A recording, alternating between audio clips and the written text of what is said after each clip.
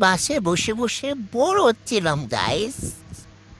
মনটা শুধু পাকোড়া পাকোড়া করছিল। কারণ কি জানো, হঠাৎ করে সামনে একটা রিল চলে এসেছিল পাকোড়া খাওয়ার জন্য। তো আমি পাকোড়া বানাইতে গেলাম। ওমা, পাকোড়া দেখে পুড়ে গেছে।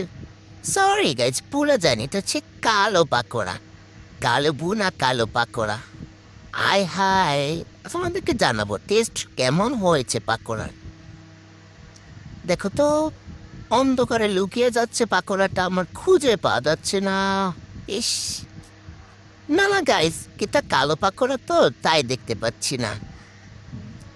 দেখো তো, কালারটা কেমন এসেছে, জোস জোস। ও, আরেকটা ভাজি করে নেই, মানে একটা হচ্ছে কালো পাকোড়া হবে, মানে কালা ভুনা পাকোড়া, আর একটা হচ্ছে লাল ভুনা। তো দুইটা দুই সাইডে রেখে দেখছি কোনটা তোমাদের কাছে বেশি ভালো লাগছে, কালোটা নাকি লালটা।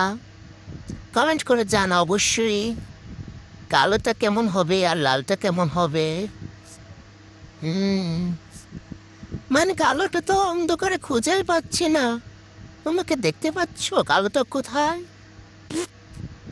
এইবারে আমি খেতে নিলাম, দেখি কোনটা স্বাদ বেশি ভালো লাগে। প্রথমে কালো পাকোড়া খাই। সরি, কালো পাকোড়াই হবে। এটার নাম কি দেওয়া যায় গাইস?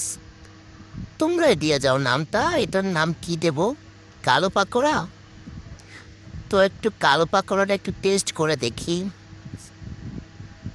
না, হায় হায়, এ তো দেখছি কালা পাকোড়া, পুরাই তিতা তিতা লাগতেছে।